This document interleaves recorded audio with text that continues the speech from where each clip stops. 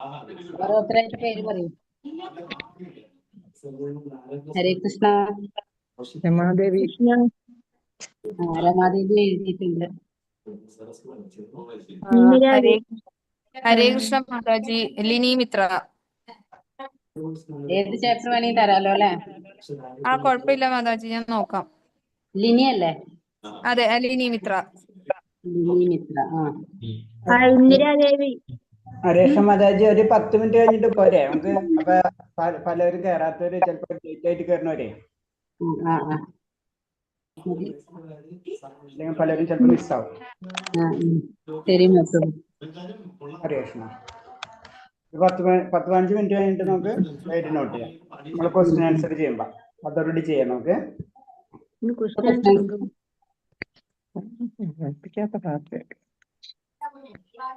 ഓം നമോ ഭഗവതേ വാസുദേവായ. ഓം നമോ ഭഗവതേ വാസുദേവായ. ഓം നമോ ഭഗവതേ വാസുദേവായ. നാരായണം നമസ്കൃത്യം നരം ചൈവ നരോത്തമം ദേവീം സരസ്വതീം വ്യാസം തതോ ജയമുദ്രയേത്. നഷ്ടപ്രായേഷു ഭദ്രേഷു നിത്യം ഭാഗവത സേവയാ ഭാഗവതേ ഉത്തമ ശ്ലോകേ ഭക്തിർഭവതി നഷ്ടകി. മൂകം കരോതി വാചാലം പങ്കും ലംഘയതേ ഗിരി. യത്കൃപതമഹം വന്ദേ പരമാനന്ദമാധവം. ശ്രീഗുരു ദീനതാരിണം ശ്രീചൈതന്യമീശ്വരം. ജ്ഞാനതിമിരാന്ധ്യസ്യ ജ്ഞാനാഞ്ജലശലാകയാ ചക്ഷുർമിലിതം യേന തസ്മൈ ശ്രീഗുരുവേ നമഃ. ശ്രീചൈതന്യമനോഭീഷ്ടം സ്ഥാപിതം യേന ഭൂതലേ സ്വയം രൂപകഥാമഹ്യം തഥാ ദിശഭാന്തികം വന്ദേഹം ശ്രീഗുരു ശ്രീയുതപദകമലം. ശ്രീഗുരും വൈഷ്ണവാംസ ശ്രീരൂപം സാഗരജാതം സഹനരഘുനാഥാനിതം തം സജീവം സാദേവം സാവധൂതം പരിജനസഹിതം കൃഷ്ണചൈതന്യദേവം ശ്രീരാധാകൃഷ്ണപാദാൻ സഹനലളിതാ ശ്രീവിശാഖാനീം താം സഹേ കൃഷ്ണ കരുണാ സിന്ധോ ദീനബന്ധോ ജഗത്പദേ ഗോപേശ ഗോപികാന്ത രാധാകാന്ത നമസ്തുതേ. തപ്തകാഞ്ചന ഗൗരാംഗീ രാധേ വൃന്ദാവനേശ്വരി വൃഷഭാനുസുതേ ദേവി പ്രണമാമി ഹരിപ്രിയേ. വഞ്ചകൽപതരുപേക്ഷാകൃപാസന്ധിഭ്യേവ ച പതിനാം ഭാവനേഭ്യോ വൈഷ്ണവേഭ്യോ നമോ നമഃ. നമോ വിഷ്ണുപാദായ കൃഷ്ണപ്രേഷ്ഠായ ഭൂതലേ ശ്രീമദേ ഭക്തിവേദാന്ത സ്വാമിന്നിധി നാമിനേ. നമസ്തേ സാരസ്വതദേവി ഗൗരവാണി പ്രചാരിണേ നിർവിശേഷ ശൂന്യവാദി പാശ്ചാത്യദേശധാരിണേ. ജയ ശ്രീകൃഷ്ണ ചൈതന്യ പ്രഭു നിത്യാനന്ദ ശ്രീ അദ്വൈത ഗദാധര ശ്രീവാസാദി ഗൗരഭക്തവൃന്ദ. ഹരേ കൃഷ്ണ കൃഷ്ണ കൃഷ്ണ ഹരേ ഹരേ. ഹരേ രാമ രാമ രാമ ഹരേ ഹരേ. ഹരേ കൃഷ്ണ കൃഷ്ണ കൃഷ്ണ ഹരേ ഹരേ. ഹരേ രാമ രാമ രാമ ഹരേ ഹരേ. ഹരേ കൃഷ്ണ കൃഷ്ണ കൃഷ്ണ ഹരേ ഹരേ. ഹരേ രാമ രാമ ഹരേ ഹരേ. ഹരേ കൃഷ്ണ. പ്രഭാത് की जय, गुरुदेव की जय, अनंत कोटि वैष्णव भक्त की जय. ഹരേ കൃഷ്ണ. എല്ലാവർക്കും പ്രണാമം. ഹരേ കൃഷ്ണ. നമോ ഭഗവതേ വാസുദേവായ. നമോ ഭഗവതേ വാസുദേവായ. നമുക്ക് ആദ്യം കുറച്ച് നമ്മള് ഇന്നലെ 14 അല്ലേ, 14ാമത്തെ 11ാമത്തെ തുടങ്ങേണ്ടത്. 11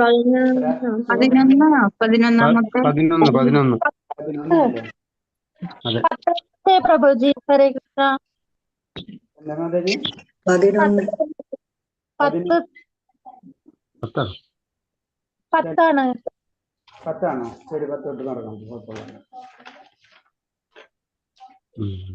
പറഞ്ഞു ജസ്റ്റ്. ഓക്കെ. 11 വാസുദേവായ. നമോ ഭഗവതേ വാസുദേവായ. നമോ ഭഗവതേ വാസുദേവായ.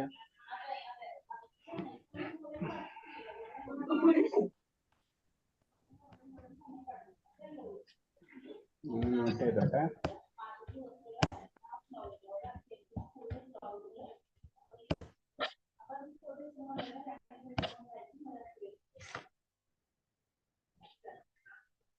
ഹരേ കൃഷ്ണ. നമോ ഭഗവതേ വാസുദേവായ. നമോ ഭഗവതേ വാസുദേവായ. നമോ ഭഗവതേ വാസുദേവായ. ഹരേ കൃഷ്ണ.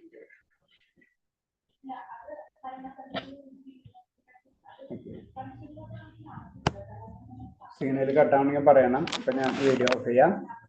നമോ ഭഗവതേ വാസുദേവായ. അപ്പൊ നമ്മള് ഭൗതിക പ്രകൃതിയുടെ ത്രിഗുണങ്ങളാണ് നമ്മൾ പഠിക്കുന്ന അധ്യായം അല്ലേ. അതിൽ നമ്മൾ മെയിൻ ആയിട്ട് ത്രിഗുണങ്ങൾ എന്ന് പറയുമ്പോൾ ഏതൊക്കെയാണ്?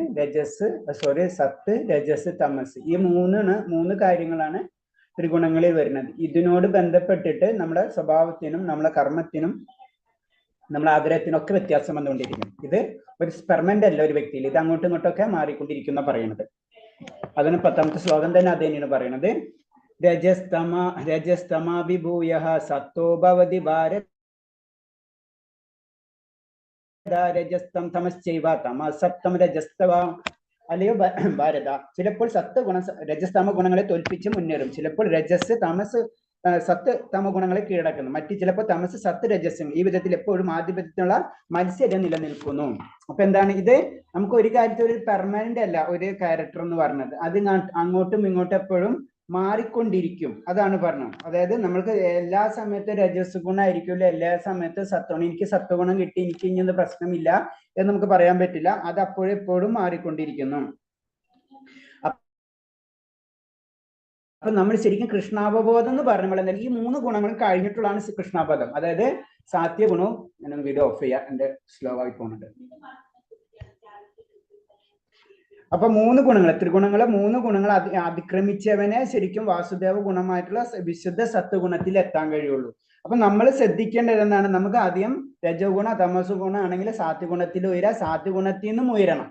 എന്നാലേ നമ്മൾ ശരിക്കും വിശുദ്ധ സത്വഗുണത്തിലേക്ക് അല്ലെങ്കിൽ വാസുദേവ ഗുണത്തിലേക്ക് നമ്മൾ എത്തുള്ളൂ. കാരണം ഇത് എപ്പോഴും അങ്ങോട്ടും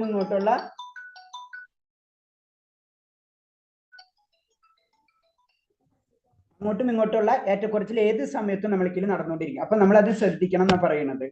അടുത്ത ശ്ലോകം 11ാമത്തെ. സർവധാരേഷു ദേഹാസ്മിൻ പ്രകാശമുപജായതേ ജ്ഞാനം യഥാ തഥാ വിദ്യാത് വിവൃത്തം സത്തമിത്വത. ശരീരത്തിന്റെ എല്ലാ ധാരങ്ങളും ജ്ഞാനത്തെ പ്രകാശിതമാകുമ്പോൾ സത്വഗുണത്തിൽ പ്രഭാവം അനുഭവപ്പെടുന്നു. അപ്പൊ സത്വഗുണം എന്താണ്? അതൊന്നും കൂടെ അതിന്റെ എങ്ങനെയാണ് നമ്മളിൽ അത് ഫീൽ ചെയ്യാന്ന് അതാണ് പറയുന്നത്. അതെന്താ പറയുന്നത്? നമ്മളെ 9 ധാരങ്ങളാണ് നമ്മുടെ ശരീരത്തിൽ 9 ധാരങ്ങളുണ്ട്. അതിൽ പറഞ്ഞ 2 കണ്ണുകൾ, 2 ചെവികൾ, 2 നാസാധാരങ്ങൾ, വായു, ലിംഗം, മലദ്വാരം. ഇതൊക്കെ പ്രകാശമാനമാവും. അതാണ് പറയുന്നത്. പ്രകാശമാനം ഈ സാത്വിക ലക്ഷണം പ്രകാശിതമാകുമ്പോൾ മനുഷ്യനെ സത്വഗുണ സമ്പന്നൻ എന്ന് പറയാം. അപ്പൊ അത്തരക്കാർ കാര്യങ്ങളെ ശരിയായ നിലയ്ക്ക് കാണുകയും കേൾക്കുകയും അനുഭവിക്കുകയും ചെയ്യും. അവർ ആന്തരികവുമായി ബാഹ്യവുമായും പരിശുദ്ധിയാണ്. അവർ ആന്തരികവുമായും ബാഹ്യവും ശരീരവും പരിശുദ്ധിയാണ്. അതേപോലെ തന്നെ നമ്മളെ ആത്മാവും പരിശുദ്ധ, ആത്മീയവും ബാഹ്യവുമായിട്ടുള്ള എല്ലാ പരിസ്ഥിതികളും നിറഞ്ഞ വ്യക്തിയായിരിക്കും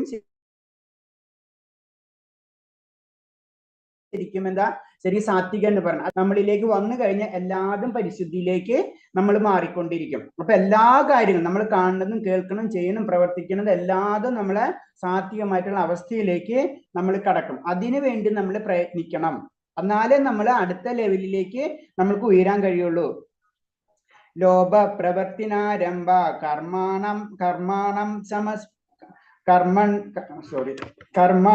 സമസ്പൃഹ രജസ്ഥാനി വിവർദ്ധേ ഭരതർഷഭ.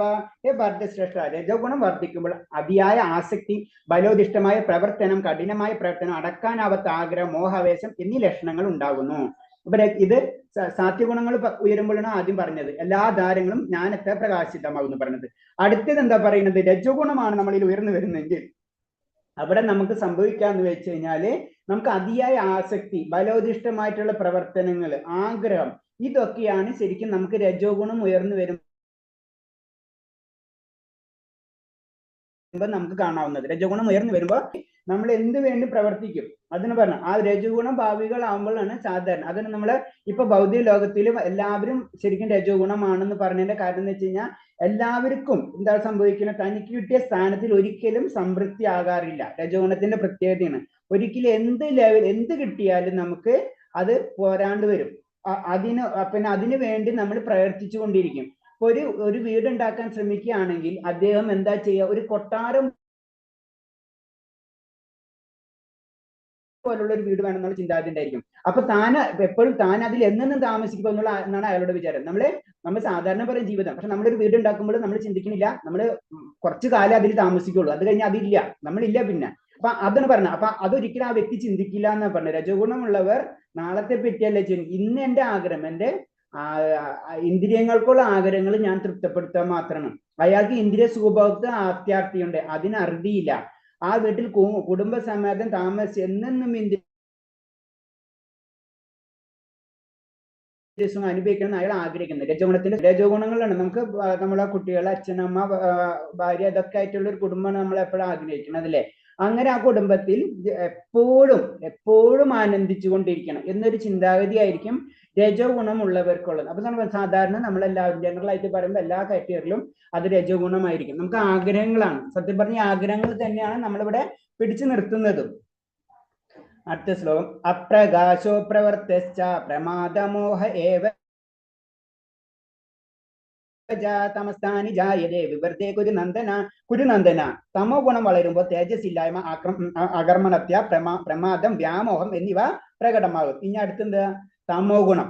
ഇപ്പൊ രജോ ഗുണം പറഞ്ഞ്, രജോ ഗുണത്തിൽ എന്ന് പറഞ്ഞാൽ നമുക്ക് അത്ര ആഗ്രഹങ്ങളായിരുന്നു. ഒരു വീടുണ്ടാക്കാൻ കഴിഞ്ഞാൽ കൊട്ടാരം പോലെ ഒരു വീടുണ്ടാക്കാൻ ആഗ്രഹിക്കും. അത് നമ്മൾ ഒരിക്കലും ചിന്തിക്കുന്നില്ല. നമ്മളവിടെ പെർമനന്റ് അല്ല. നമ്മൾ ശ്രദ്ധിച്ചാൽ തന്നെ അറിയാം, വളരെ കുറച്ചു കാലം മാത്രമേ നമ്മൾ ജീവിതത്തിൽ ആ വീട്ടിൽ നമ്മൾ താമസിക്കുള്ളൂ അല്ലെ. ഒരു വീടുണ്ടെങ്കിൽ തന്നെ അതിലെ ഒരു മുറി ചിലപ്പോ ഒരു മുറി തന്നെ ആയിരിക്കും ഉപയോഗിക്കുക,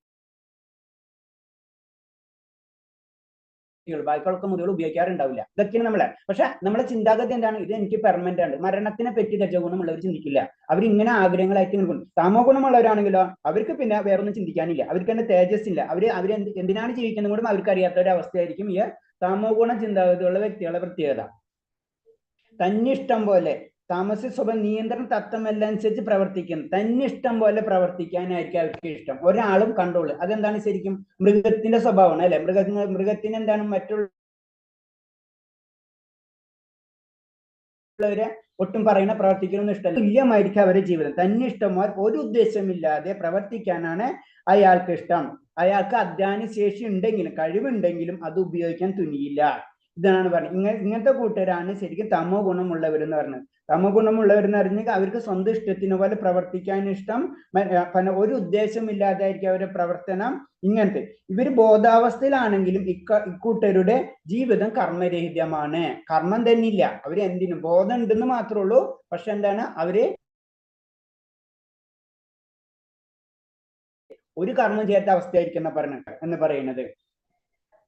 അടുത്തത്. യഥോ സത്തോ പ്രവർത്തിയത്തോ പ്രളയം യാന്തി ദേഹാഭൃതേ തദോത്തമിമം ലോക അമലാൻ പ്രതിപത്യതേ. സാത്വികന്മാർ മരിക്കുമ്പോൾ ഋഷിമാരുടെ നിർമ്മലമായ ഉത്കൃഷ്ട ലോകങ്ങളിൽ എത്തുന്നു. ഇനി ഓരോരുത്തരും അവരെ മരണത്തിന് ശേഷം എന്ത് സംഭവിക്കാന്നാ പറയുന്നത്. ഓരോരുത്തർ കാറ്റഗറികൾ. അതായത് സാത്വഗുണത്തിലുള്ളവർ മരിക്കുമ്പോൾ അവരെന്താ സംഭവിക്കുന്നത്? അവർ ഋഷിവര്യന്മാരുടെ നിർമ്മലമായിട്ടുള്ള ലോകങ്ങളിലെത്തുന്നു. നമുക്ക് 17-14 ലോകങ്ങൾ എന്ന് പറഞ്ഞാൽ മുകളിലേക്കുള്ള ലോകങ്ങളിലേക്ക് നമുക്ക് യാത്ര ചെയ്യും. അതിൽ ഋഷിമാർ ആ ലോകത്തിലേക്ക് ഉയരാൻ പറ്റും. ഏത്? സാത്വികഗുണമുള്ളവർ മരിക്കുമ്പോൾ. സാത്വികഗുണമർ സമ്പന്ന ബ്രഹ്മലോകം, ജനലോകം, തപോലോകം എന്ന് പറഞ്ഞിട്ട് ലോകങ്ങളുണ്ട്. ആ ഉത്തമ ഗുണം ഏറ്റവും ടോപ്പ് ബ്രഹ്മലോകം തൊട്ടിട്ട് 2-3 ലെയർ വരെ ഉള്ളൂ. അത് കഴിഞ്ഞ് കഴിഞ്ഞാൽ വീണ്ടും സ്വർഗ്ഗലോകം, അങ്ങനത്തെ ലോകങ്ങൾ വരുന്നത്. അപ്പൊ ഏറ്റവും ടോപ്പിലുള്ള ആ 3 ലോകങ്ങളിലേക്കും അവർ ചെന്ന് ജനിക്കുന്നതാണ്. ബ്രഹ്മലോകം, ജനലോകം മുതലേ ഉത്തമ ഗ്രഹങ്ങളിൽ ചേർന്ന് ദേവതുല്യമായ ആനന്ദം അവർ അനുഭവിക്കുന്നു. സാത്വികഗുണത്തിൽ വർദ്ധിക്കുമ്പോൾ മരിക്കുമ്പോൾ ഋഷിവര്യന്മാർ മഹാഭക്തന്മാർന്ന ആ ഋഷിവര്യന്മാരും മഹാഭക്തരാണ് ശരിക്കും ഏറ്റവും ടോപ്പ് ലെവലിൽ. അത് ബ്രഹ്മാവ് തൊട്ട് അല്ലെങ്കിൽ താഴത്തേക്ക് വരുന്ന ലോകങ്ങൾ മുഴുവൻ, ജനലോകം, തപോലോകം, പിന്നെ അങ്ങനെ വരുന്നുണ്ട്, സ്വർഗ്ഗലോകം വരുന്നുണ്ട്. അപ്പൊ ഏറ്റവും മുകളിലത്തെ ലെവലിലായിരിക്കും അവരെത്താം. അടുത്ത ശ്ലോകം. രജസി പ്രലയം ഗേറ്റ കർമ്മസംഘർഷു ജായത തഥാ പ്രലീനസ്തമസി മൂഢയേനേഷു ജായത. രജഗുണത്തോട് മരിക്കുകയെങ്കിൽ ബലം ഉദ്ദേശിച്ച് കർമ്മങ്ങൾ ചെയ്യുന്നവരുടെ ജനിക്കും. തമോ ഗുണത്തിൽ മരിക്കുന്നവരാവട്ടെ അറ്റ്ലീസ്റ്റ് നമ്മള് രജോ ഗുണത്തിലെങ്കിലും നമ്മൾ ജീവിക്കണം. തമോ ഗുണത്തിലാണ് നമ്മൾ ജീവിക്കണം എന്ന് വെച്ചാൽ 100% നമ്മൾ എവിടേക്ക് എത്തുന്നു വരുന്നത്? അടുത്ത ജന്മം അവർക്ക് മൃഗമായിട്ടായിരിക്കുന്നു. അപ്പൊ രജഗുണത്തിൽ മരിക്കുകയാണെങ്കിലോ വീണ്ടും നമ്മൾ ഈ ഭൗതിക ലോകത്തിൽ തന്നെ വീണ്ടും ജനിക്കും. നമ്മളിങ്ങനെ ജനനമരണ ചക്രങ്ങളിൽ കൂടി നമ്മളിങ്ങനെ കറങ്ങിക്കൊണ്ട്, അത് മനുഷ്യ ജീവിതം തന്നെയായിരിക്കും സാധാരണ ലഭിക്കുക. പക്ഷെ എന്താ?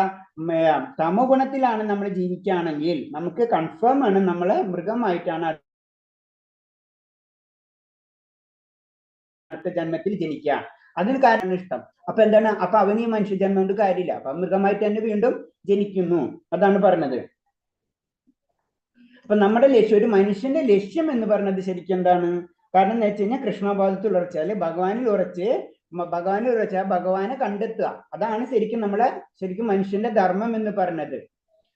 അപ്പൊ അടുത്തത് കർമ്മണ്യാസുകൃത്സാഹ്യ സാത്വികം നിർമ്മലം ഫലം രജസ്തു ഫലം ദുഃഖം അജ്ഞാനം തപസം ഫലം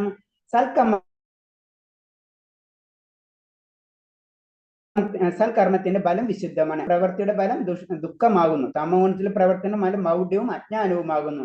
പിന്നെ ആ 3 ഗുണങ്ങളെ പറ്റി പറഞ്ഞു. ഇതിനെ 3 ശ്ലോകങ്ങൾ പറഞ്ഞത് എന്താണ്? നമ്മൾ എത്തിപ്പെടുന്ന ഓരോ ലോകങ്ങൾ പറഞ്ഞു. അതിനെ മുന്നേ പറഞ്ഞ 3 ശ്ലോകങ്ങൾ എന്ന് പറഞ്ഞത് ഓരോരുത്തരുടെ സ്വഭാവം അവർക്ക് വരുന്ന കാര്യങ്ങളാണ് പറഞ്ഞത്. ഇതും പറഞ്ഞെന്ന് വെച്ച് കഴിഞ്ഞാൽ അവർക്ക് വരുന്ന ഗുണങ്ങളാണ്, അല്ലെങ്കിൽ പറയുന്നതാണ്, ഗുണങ്ങൾ പറഞ്ഞാണ്. അപ്പൊ സൽക്കുറ, അതായത് സാത്വികഗുണത്തിലുള്ളവരുടെ ഫലം വിശുദ്ധമാണ്, അതിന് സമമാണ്. അപ്പൊ രജഗുണത്തിൽ എന്ത് ചെയ്താലും നമുക്ക് ദുഃഖം ആർക്കെങ്കിലും ലഭിക്കാം. കാരണം എന്താണ് ദുഃഖം ലഭിക്കാൻ കാരണം? നമ്മൾ ആഗ്രഹിച്ചത് കിട്ടി, പിന്നെ നമുക്ക് അതിലെ പ്രശ്നങ്ങൾ നമുക്ക് സ്റ്റാർട്ടാവും. ഇപ്പൊ സിമ്പിൾ ആയിട്ട് നമ്മൾ ഒരു വീട് ഭയങ്കര ആഗ്രഹത്തോടെ ഒരു വീട് പണിത് കഴിഞ്ഞ് വരുമ്പോഴാണ് അവിടെ ലീക്കേജ് ഉണ്ട്, അവിടെ ആ പ്രശ്നം, ടൈല് ശരിയായില്ല, അല്ലെങ്കിൽ വേറെ പ്രശ്നം, മേസ്തിരി അങ്ങനെ ചെയ്ത് ഇങ്ങനെ ചെയ്ത്, വീട്ടുകാർ അങ്ങനെ പറഞ്ഞു. അപ്പൊ എന്താ, ലാസ്റ്റ് അവിടെ എത്തി നമ്മൾ ആ ദുഃഖത്തിലെത്തി. അതാണ് സിമ്പിൾ ആയിട്ട് പറഞ്ഞത്. അപ്പൊ രജോഗുണത്തിൽ ചെയ്യുന്ന പ്രവൃത്തിയുടെ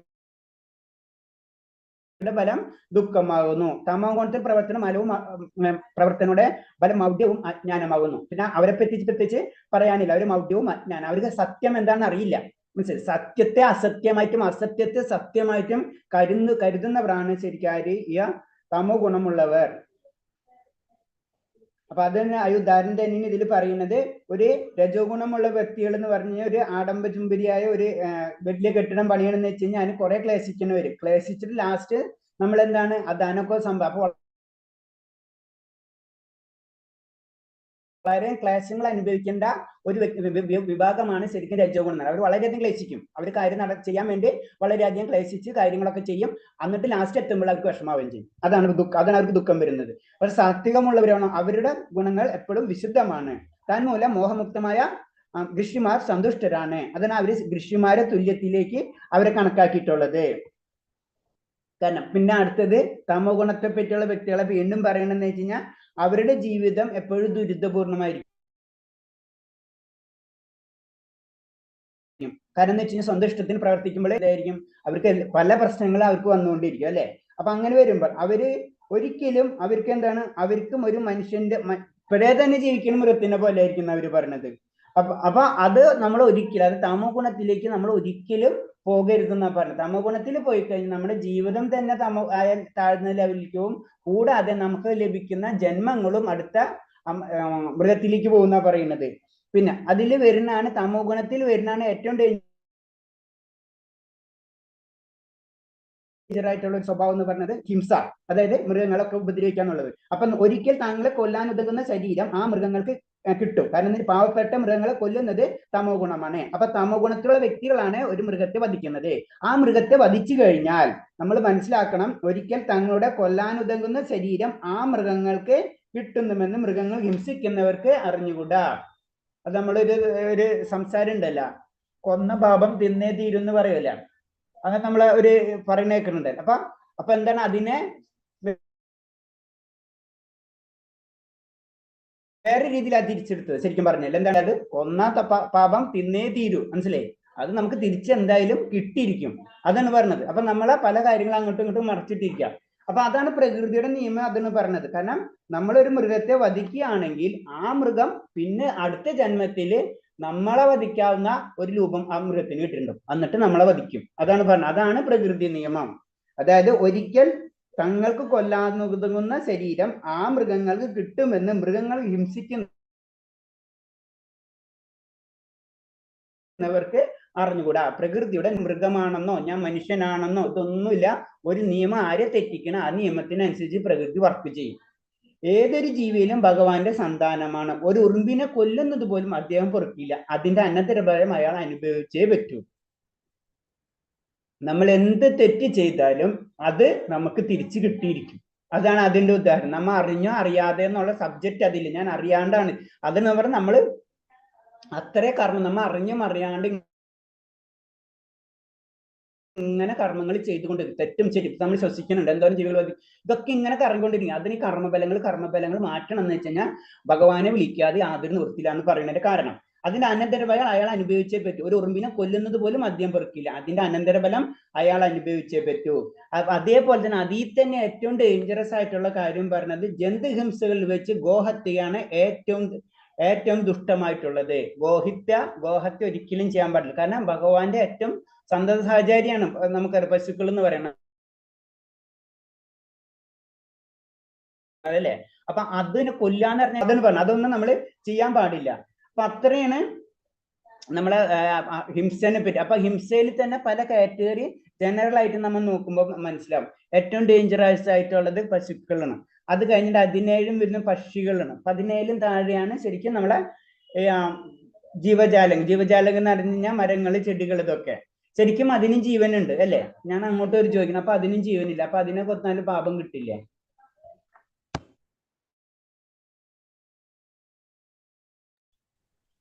ഹരേ കൃഷ്ണ. ഹരേ കൃഷ്ണ. രാമേന്ദ്രൻ പ്രഭു എന്താ പറയാൻ പോരാ? പാപം കിട്ടും. പിന്നെ ആരെങ്കിലും ഭക്ഷണം പഴങ്ങള് കഴിക്കണം. അത് കുഴപ്പമില്ല. കായ്ക്കനികള് കഴിക്കലേനായിരിക്കും. ഹരേ കൃഷ്ണ. അതല്ല ഹരേ കൃഷ്ണ, ഞാൻ ഒന്നുകൂടി പറഞ്ഞോട്ടെ. നമ്മള് ഒരു ജന്തുവിനെ കൊല്ലുമ്പോഴേ അതിനെ മുഴുവനായിട്ട് നശിപ്പിക്കുകയാണ്. ഇറാഡിക്കേഷൻ എന്ന് പറയും. മൊത്തമായി നശിപ്പിക്കുകയാണ്. ഇപ്പൊ നമ്മൾ സസ്യത്തിന് കഴിക്കുമ്പോ നമ്മൾ സസ്യത്തിനെ കൊല്ലുന്നില്ലല്ലോ മൊത്തമായിട്ട്. അതുകൊണ്ടാണ് നമ്മൾ വ്യത്യാസം. അതാണ് അത് ഒരു വ്യത്യാസം. ഓരോ വിഭാഗം ആളുകൾക്കും മനുഷ്യർക്കും മൃഗങ്ങൾക്കും എല്ലാം നിശ്ചയിച്ചിട്ടുണ്ട് അവരുടെ ആഹാര രീതികൾ. അതനുസരിച്ചുള്ള കഴിക്കേണ്ടത്. അപ്പം മനുഷ്യർക്ക് സസ്യാഹാരമാണ് പറഞ്ഞിരിക്കുന്നത്.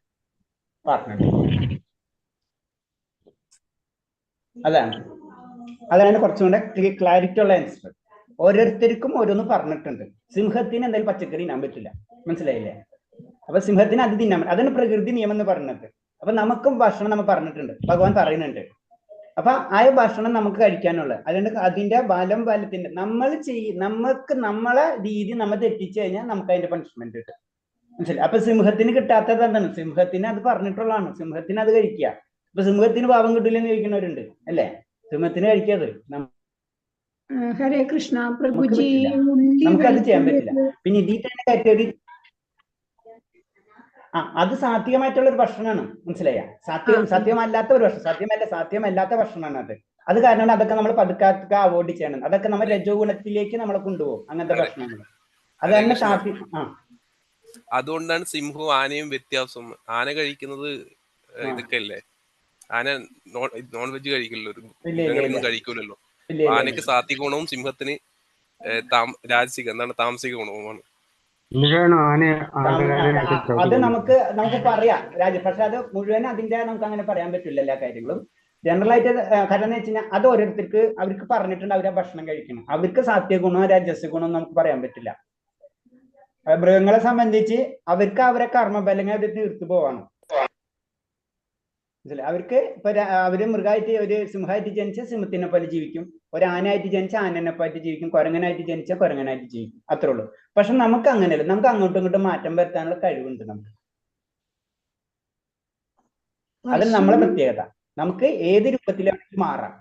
അപ്പൊ നമ്മൾ ചെയ്യേണ്ടത്, നമുക്ക് അറിവുള്ള കാരണം കൊണ്ട് നമ്മൾ ഭഗവാൻ പറഞ്ഞിട്ടുള്ളത് പോലെ നമുക്ക് ഓരോ വിധിച്ചിട്ടുണ്ട്, അത് നമ്മൾ ചെയ്യാം. സിമ്പിൾ ആയിട്ട് പറഞ്ഞു കഴിഞ്ഞാൽ അതാണ് ചെയ്യുന്നത്. അല്ല നമ്മളെ ഇഷ്ടത്തിന് ചെയ്ത് കഴിഞ്ഞാൽ പ്രകൃതിക്ക് നിയമമുണ്ട്. ആ പ്രകൃതിയിൽ പ്രകൃതി നിയമം എന്താണ്? നമുക്ക് എന്താണ് മാംസം കഴിക്കാൻ ആഗ്രഹം എന്ന് വെച്ച് കഴിഞ്ഞാൽ നമ്മൾ അടുത്ത ജന്മത്തിൽ പിടിച്ച് പുലിയാക്കും, അത്ര ഉള്ളു സംഭവം, മനസ്സിലായേ? അങ്ങനെയാണ് അത് വരുന്നത്. അപ്പൊ ഏതാണ്? അപ്പൊ ഭഗവാൻ പറയുന്നത് എന്താണ്? അത് പറയുന്നത് പത്രം പുഷ്പം ഫലം തോയം യോമി ഭക്തി പ്രയച്ച. അതിൽ തന്നെ ഇൻഡയറക്റ്റ് ആയിട്ട് നമ്മളോട് പറഞ്ഞു കഴിഞ്ഞു. നമ്മൾക്ക് എന്താ നമ്മൾ കഴിക്കേണ്ടതെന്നുള്ളത് മൃഗങ്ങളോട് ഇത് പറയാൻ പറ്റില്ലല്ലോ, മനസ്സിലായി? നമ്മളോടാണ് പറയുന്നത്. അപ്പൊ നമ്മൾ അങ്ങനത്തെ ഭക്ഷണം കഴിക്കും. ഇതിൽ തന്നെ കാറ്റഗറീസ് ചെയ്യാം. ഇപ്പൊ നമ്മൾ പശു എന്നൊക്കെ പറയണില്ലേ, നാൽക്കാലികൾ, അവരുടെ ജീവിതം തന്നെ ഏകദേശം നമ്മളെ പോലെ തന്നെയാണ്. അപ്പൊ കറക്റ്റ് നമ്മളെ പോലെ തന്നെ ഒരു വ്യത്യാസവും ഇല്ല. അപ്പൊ അവരെ വധിക്കുന്നതാണ് ഏറ്റവും ഡേഞ്ചറസ് എന്ന് പറയുന്നത്. പിന്നെ അതിനേലും താഴ്ന്ന ലെവലാണ് നമ്മുടെ കുറച്ചും കൂടി താഴ്ന്ന ലെവൽ വരുമ്പോഴാണ് പക്ഷികൾ, അവർക്ക് അവബോധം കുറച്ചും കൂടി കുറവായിരിക്കും. പിന്നെ അതിനേലും താഴ്ന്ന ലെവലിന് മീൻ ഇതൊക്കെ അതെന്ന് വെച്ച് കഴിഞ്ഞാൽ മീനുകൾ എന്ന് പറഞ്ഞു കഴിഞ്ഞാൽ അവര് മനുഷ്യനെ പോലെ അല്ലല്ലോ ജീവിതം. അവർ കുറച്ചും കൂടി ഡിഫറൻസ് ഉണ്ട്, അവബോധം കുറച്ചും കൂടി വേരിയേഷൻസ് ഉണ്ട്. മക്കൾ എന്നൊക്കെ പറയുമ്പോൾ നമ്മളെ പോലെ അത്ര അറ്റാച്ച് അങ്ങനെയല്ല, ഉണ്ട്, പക്ഷെ അത്രയില്ല. ആ അവബോധം കുറഞ്ഞു വരണം. അത് കുറഞ്ഞ അവബോധം ഇങ്ങനെ കുറഞ്ഞു വരണം. അപ്പൊ അതേപോലെ തന്നെ സസ്യങ്ങളിൽ എത്തുമ്പോഴും ആ അവബോധത്തിന് വ്യത്യാസം വരണം. സത്യത്തിന്റെ അതായത് അവബോധം ഞാൻ പറഞ്ഞിട്ടുണ്ട്. കാരണം നമ്മളെ കൈമത്തെ നഖം മുറിച്ചു കഴിഞ്ഞു കഴിഞ്ഞാൽ സത്യം പറഞ്ഞു കഴിഞ്ഞാൽ നമ്മുടെ ശരീരത്തിന്റെ അവയവം തന്നെ നമ്മൾ മുറിക്കുന്നത് അല്ലേ. പക്ഷെ അത് നമുക്ക് ഫീൽ ചെയ്യാത്ത എന്താണ്, നമുക്ക് അതിനോട് അത്രേ അറ്റാച്ച്മെന്റ് ഉള്ളൂ, ആ നഖത്തിനോട് അല്ലെ. മനസ്സിലായി? ആ അവബോധം അതിനത്ര ഉള്ളു ഇൻഡയറക്റ്റ്. അത് തന്നെയാണ് മരങ്ങളിലും വരുന്നത്. ആ അവബോധത്തിന്റെ ലെവല് കുറഞ്ഞു വരും. അപ്പൊ നമുക്ക് അതിൽ വരുന്ന കർമ്മഫലങ്ങൾ കുറയുകയും ചെയ്യും. പിന്നെ ഇത് തന്നെയാണ് പറഞ്ഞിട്ടുള്ളത്, നമുക്ക് ഓരോന്ന് വിധിച്ചിട്ടുണ്ട്, അത് നമ്മൾ ഉപയോഗിക്കാം. അതാണ് അതിന്റെ കറക്റ്റ് ആൻസർ. നമുക്ക് ഉപദ്രവം ഉണ്ടാക്കണം, അതിനെ നമുക്ക് കൊന്നൂടെ? നമ്മൾ ഉപദ്രവം ഉണ്ടാക്കുന്നതിന് പച്ചക്കറി ഉണ്ടാക്കുക വിചാരിക്കൂ. അപ്പൊ അതിലാണെങ്കിൽ എല്ലാ കീടങ്ങളും വരും, പുഴുവാണെങ്കിലും ഒക്കെ. അപ്പൊ അതിനെ നമ്മൾ കൊല്ലില്ലേ? അതിന് പറഞ്ഞത് നമ്മള് അറിയാണ്ട് നമ്മളെ പല കർമ്മങ്ങളും നമ്മൾ ചെയ്തുകൊണ്ടിരിക്കുകയാണ് അല്ലെ. നമുക്ക് പറഞ്ഞ നമ്മൾ കഴിക്കണേലുണ്ട്, ഓക്കെ, കീടങ്ങളുണ്ട്. ഇപ്പൊ നമ്മൾ ഉപയോഗിക്കുന്ന ഇപ്പൊ നമ്മൾ ഇരിക്കുന്ന ലാപ്ടോപ്പോ മൊബൈലോ അതിന്റെ പിറകിൽ എത്ര ജീവജാലങ്ങൾ മരിച്ചു പോയിട്ടുണ്ടാവും അല്ലേ? സൂക്ഷ്മാണുക്കൾ എന്ന് മാത്രമല്ല, ഒരു കമ്പനിയുടെ ഒരു പ്ലാസ്റ്റിക് ഉണ്ടാക്കണമെങ്കിൽ അല്ലെങ്കിൽ ഒരു എന്താണ് സ്റ്റീൽ ഉണ്ടാക്കണമെങ്കിൽ അതിന്റെ സാധനങ്ങൾ ഉണ്ടാക്കുന്ന ഇതല്ലേ, അവിടുത്തെ മെറ്റീരിയൽസ് ഒക്കെ എടുക്കണം. അപ്പൊ കാടൊക്കെ വെട്ടിത്തെളിച്ചിട്ടല്ലേ ഇതിങ്ങനെ ഓരോന്നും കൊണ്ടുവരുന്നത് അല്ലെ. ഒരു മെറ്റീരിയൽ വേണമല്ലോ ഇതിനൊക്കെ. ഈ മെറ്റീരിയൽസ് എവിടെ നിന്ന് കിട്ടുന്നത്? അപ്പൊ അതിനു വേണ്ടി എന്തൊക്കെ ചെയ്യുന്നുണ്ട്? നമ്മൊരു വീട് പണിയുന്നുണ്ട്, എന്തൊക്കെ ചെയ്തു കൂട്ടുന്നുണ്ട് നമ്മള്. അവിടെ ഉണ്ടായിരുന്ന ജീവജാലങ്ങളെ മരങ്ങളൊക്കെ വെട്ടിക്കളഞ്ഞിട്ടാണ് നമ്മൾ ചെയ്യുന്നത് അല്ലെ. അപ്പൊ നമ്മളിത് ഇങ്ങനെ കണ്ടിന്യൂ ആയിട്ട് ചെയ്തുകൊണ്ടിരിക്കണം. അപ്പൊ ആ കർമ്മങ്ങൾ എത്രയും അതിന് ബ്രഹ്മചാരികൾ ചെയ്യുന്നത് എന്താണ്, അവർക്ക് കുറെ ഡ്രസ്സ് വേണമെങ്കിലും വാങ്ങിക്കാൻ വരും, പക്ഷെ അവരെന്റെ 2 ഡ്രസ്സുമല്ല അവിടെ മിനിമൈസ് ചെയ്യണല്ല. അത് എല്ലാ കാര്യങ്ങളും മിനിമൈസ് ചെയ്തുകൊണ്ടിരിക്കും. മനസ്സിലായോ? അവർക്ക് കൊട്ടാരം അവർ താമസിക്കില്ല, അവർ കുടിയിൽ ആ ലെവലിലാണ് അവർ ജീവിതാവധി. അതേപോലെ തന്നെ നമ്മളെ സംബന്ധിച്ച് എന്താണ്, നമുക്ക് നമ്മളെ വീട്ടിൽ തന്നെ നോക്കിയാൽ മതി എന്തെല്ലാം സാധനങ്ങളാണ് നിറഞ്ഞിരിക്കുന്നത്. വളരെ സിമ്പിൾ ആയിട്ട് നോക്കിയാൽ ഇതിന്റെ പിറകിൽ എന്തെല്ലാം കാര്യങ്ങൾ നമുക്കുണ്ടാവും. മനസ്സിലായി? ഇതിന്റെ ഒക്കെ കർമ്മഫലം നമുക്കെല്ലാം കിട്ടും. മനസ്സിലായി? ജീവജാലങ്ങൾ എത്ര വിഷമം ഉണ്ടാവും, എത്ര കാര്യങ്ങളൊക്കെ ഉണ്ടാവും. ഇപ്പൊ നമുക്ക് ആഫ്രിക്കൻ കൺട്രീസ് സ്വർണം വാങ്ങിക്കുന്നത്, ഇപ്പൊ സ്വർണം തന്നെ പറയും. മനസ്സിലായി? സ്വർണത്തിന്റെ പിറകിലുള്ള കാര്യങ്ങൾ ആലോചിച്ച് കഴിഞ്ഞാൽ എവിടെ എത്താൻ നമ്മള്. അപ്പൊ ഇതിന്റെ പിറകിലൊക്കെ കർമ്മഫലങ്ങളുണ്ട്. ആ കർമ്മഫലങ്ങൾ നമുക്ക് അതിന് പറഞ്ഞ കർമ്മത്തിന്റെ മുകളിൽ കർമ്മങ്ങളായിട്ട് അത്രയും കോംപ്ലിക്കേറ്റഡ് ആയിക്കൊണ്ടിരിക്കണം. അത് കാരണം കൊണ്ടാണ് പറയുന്നത് നമ്മൾ പതിതമായ ആത്മാക്കളാണ്, നമുക്ക് ഇതിന് രക്ഷപ്പെടാന്ന് പറഞ്ഞാൽ അത്ര എളുപ്പമല്ല. അത് ഭഗവാൻ തന്നെ പറയുന്നുണ്ട്. ഈ മായ എന്ന് പറഞ്ഞാൽ അത്രയും പവർഫുൾ ആണ്. അതാണ് പറയുന്നത്, അറ്റ്ലീസ്റ്റ് നമ്മൾ നാമം ജപിക്കുക, അത് മാത്രം നമുക്കിപ്പോ പറ്റുള്ളൂ എന്ന് പറയുന്നത്. കലിയുഗത്തിലെ പ്രശ്നം അതാണ്. നമ്മൾ എത്ര ചെയ്താലും നമുക്ക് പെർഫെക്ഷൻ ആവില്ല.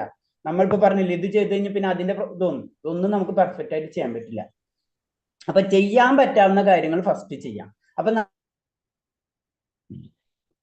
നമുക്ക് ചെയ്യാൻ പറ്റുന്ന ഗോവധം അങ്ങനത്തെ ഒന്നും നമ്മൾ ചെയ്യാൻ പാടില്ലാത്ത, അത് നമുക്ക് നിർത്താം.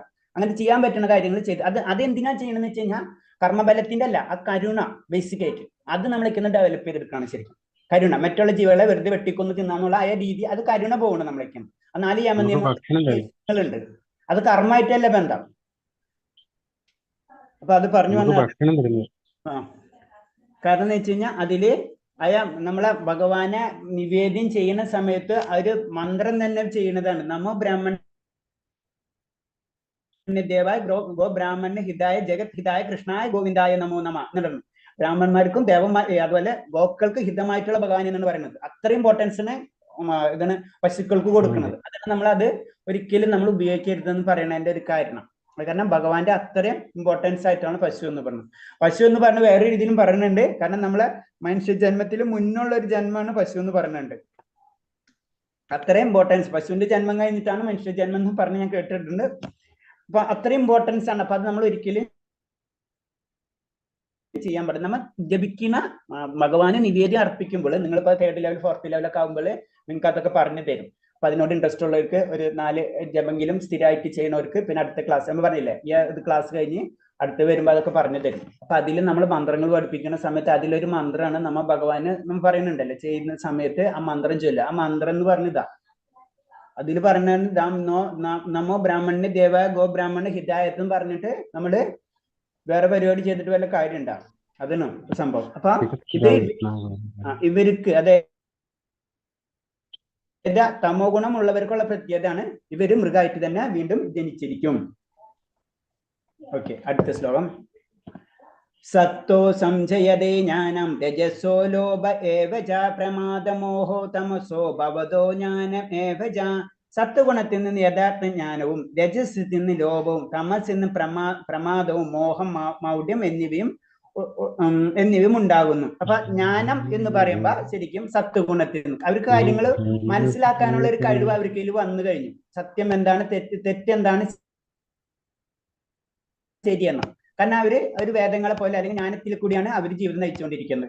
മറ്റുള്ളവർക്ക് എന്താണ് രജോഗുണം എന്ന് പറഞ്ഞ് വേറെ ഒന്നില്ല. ഞാൻ പറഞ്ഞു ജനറൽ ആയിട്ടുള്ള ജനറൽ പബ്ലിക് അല്ലെങ്കിൽ നമ്മളെ പോലുള്ളവരെന്ന് വേണമെങ്കിൽ പറയാം. കാരണം എന്താണ്, നമുക്ക് ആഗ്രഹങ്ങളായിരിക്കും, പലതരം ആഗ്രഹങ്ങൾ, ഒന്ന് കഴിയുമ്പോൾ അടുത്തേക്കുള്ളതായിരിക്കും. മറ്റുള്ളവർക്ക് എന്ന് പറഞ്ഞു കഴിഞ്ഞാൽ വേറെ തമ എന്ന് പറഞ്ഞു കഴിഞ്ഞാൽ മൗഢ്യമായിരിക്കും. അവരെന്താണ് ചെയ്യേണ്ടതെന്ന് അവർക്ക് അറിയാത്ത ഒരവസ്ഥ. അപ്പൊ കൃഷ്ണാബോധത്തിലൂടെ സംഭവിക്കുന്നതാണ് കൃഷ്ണാബോധം വളർത്തണം എന്ന് പറയുന്നത് എന്താണ്, ആ വളർത്തുക എന്ന് പറയുമ്പോൾ സാത്വികഗുണം സത്വഗുണം പുഷ്ടപ്പെടണം അല്ലെ. നമ്മൾ സാത്വികമായിട്ടുള്ള കാര്യങ്ങൾ നമ്മൾ കഴിക്കുന്നത്, അപ്പൊ അത് അടുത്തതിൽ വരുന്നുണ്ട്. കർത്താവിൽ കഴിക്കുന്ന ഭക്ഷണങ്ങൾ അനുസരിച്ച് നമ്മൾ മാറുന്ന പറഞ്ഞത്. നമ്മൾ രജോ ഗുണമുള്ള ഭക്ഷണങ്ങൾ കഴിക്കണമെങ്കിൽ അതുപോലെ താമോ ഗുണമുള്ള ഭക്ഷണങ്ങൾ കഴിക്കണമെങ്കിൽ നമ്മളെ ശരീരവും അല്ലെങ്കിൽ മനസ്സും അതേപോലെ മാറും. അപ്പൊ നമ്മൾ സാത്വികമായിട്ടുള്ള ഭക്ഷണങ്ങളും സാത്വികമായിട്ടുള്ള രീതികളും ചെയ്യുമ്പോൾ ഓട്ടോമാറ്റിക് ആയിട്ട് നമ്മളാണ് കൃഷ്ണബോധത്തിലേക്ക് നമ്മൾ പതുക്കെ പരിവർത്തനം ചെയ്യും. അല്ലെങ്കിൽ കൃഷ്ണബോധ പ്രവർത്തനങ്ങൾ ചെയ്യുമ്പോൾ നമ്മൾ ഓട്ടോമാറ്റിക് ആയിട്ട് സാത്വികമായിട്ട് നമ്മൾ രൂപപ്പെടും. അതാണ് അതിന്റെ വ്യത്യാസം. അപ്പൊ ഇങ്ങനെ ചെയ്യുമ്പോൾ എന്താണ് ആ സമൂഹത്തിന് കൃഷ്ണബോധം എല്ലാവർക്കും ഗുണം എന്ന് പറയുന്നത്.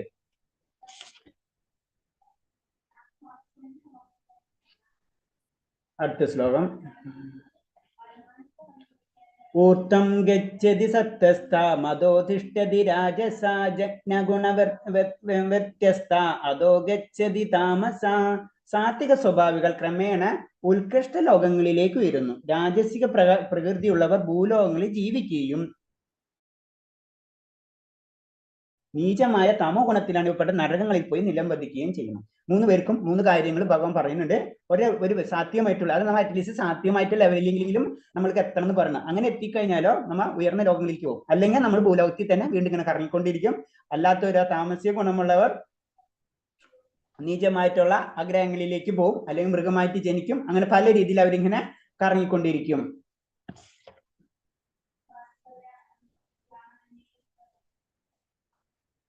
അപ്പൊ ശരിക്കും പറഞ്ഞ് നമുക്ക് കൃഷ്ണാവബോധത്തിലേക്ക് ഉയരാനുള്ള ഒരു അവസരമാണ്. നമ്മൾ രജോ അല്ലെങ്കിൽ തമോ ഗുണമാണെങ്കിലും നമുക്ക് കൃഷ്ണാബോധത്തിലേക്കുള്ള അല്ലെങ്കിൽ സാത്വികഗുണത്തിൽ നിന്ന് കൃഷ്ണാബോധത്തിലേക്കുള്ള അവസരമാണ് കൃഷ്ണാവബോധം വഴി നമുക്ക് ലഭിക്കുന്നത്. കൃഷ്ണബോധം എന്ന് പറഞ്ഞു കഴിഞ്ഞാല് നമ്മളിപ്പോ ചൈതന്യ മഹാപ്രഭു പറഞ്ഞിട്ടുള്ള ആ വഴിയിലൂടെ അല്ലെങ്കിൽ ഭഗവാൻ പറഞ്ഞിട്ടുള്ള ആ വഴിയിലൂടെ നമ്മൾ യാത്ര ചെയ്തു കഴിഞ്ഞാൽ നമുക്ക് രജോ ആണെങ്കിലും തമോ ആണെങ്കിലും അത് നമ്മൾ പറയുന്നത് ഭഗവാനെ സേവിക്കാൻ. നമ്മളിപ്പോ അതിൽ പറ്റിയ നിയമങ്ങളൊന്നും പറയുന്നില്ല. ഭഗവാനെ സേവിക്കാൻ പഠിക്കും. അതിന് ഫസ്റ്റ് നമ്മൾ അനുഷ്ഠാനങ്ങൾ ചെയ്യുക, സാധനകൾ ചെയ്യുക. അപ്പൊ ഓട്ടോമാറ്റിക് ആയിട്ട് വന്നുകൊള്ളും. അത് തന്നെ പറഞ്ഞിട്ടുണ്ട്. ഇപ്പൊ നമ്മൾ വെജിറ്റേറിയൻ ആയതുകൊണ്ട് ഭക്തി വരണമെന്നില്ല. അത് വളരെയധികം ശ്രദ്ധിക്കണം. ഞാൻ വെജിറ്റേറിയൻ, പക്ഷെ ഭക്തിയും വെജിറ്റേറിയൻ നമ്മൾ രണ്ടാണ്. അപ്പൊ അത് പ്രഭുസ്വാമി ക്ലിയർ ആയിട്ട് പറഞ്ഞു. ഞാൻ വെജിറ്റേറിയൻ ആണെന്ന് പറഞ്ഞു കഴിഞ്ഞാൽ അതുകൊണ്ട് പ്രത്യേകിച്ച് ഗുണമൊന്നുമില്ല. ഞാൻ വെജിറ്റേറിയൻ ആയി കഴിഞ്ഞിട്ട് പ്രത്യേകിച്ച് ഗുണമൊന്നുമില്ല. ഞാൻ എന്താ ചെയ്യേണ്ടത്? ഞാൻ ഭഗവാനെ സേവിക്കുക. ഞാൻ പറഞ്ഞു വെജിറ്റേറിയൻ ആയാലും നമ്മൾ ഇൻഡയറക്റ്റ് ആയിട്ട് പല കാര്യങ്ങളും ചെയ്തുകൊണ്ടിരിക്കും. ഇപ്പൊ മാതാജി പറഞ്ഞ പോലെ, കാരണം നമ്മൾ കഴിക്കുന്ന ഭക്ഷണത്തിൽ എന്താണ് ഇതുണ്ട്, അതിന്റെ പാർട്ടല്ല. പക്ഷെ എന്താണ് ഭക്തിയുത ചെയ്യുമ്പോൾ അറിയാണ്ട് തന്നെ നമ്മളിലുള്ള പല കർമ്മങ്ങളും മാറിപ്പോണുണ്ട്. ഹരേ കൃഷ്ണ. ഓക്കെ, ആര് പറഞ്ഞു? സൗദാമിനി മാതാജി പറയൂ, എന്താ പറഞ്ഞത്? നമ്മളിപ്പോ ഈ ഇപ്പൊ പ്രഭുജി വെജിറ്റേറിയൻ ആയി എന്ന് പറഞ്ഞാൽ കാര്യമില്ല. അത് സമ്മതിച്ചു. അപ്പൊ നമ്മൾ ഈ വെജിറ്റേറിയൻ ആവാൻ പോകുന്നതിന് മുമ്പ് നമുക്ക് ഈ ഭഗവത് സേവനത്തിലൂടെ സാത്വികനാവുന്നതിൽ ഉത്തമമായിട്ട് വരാ.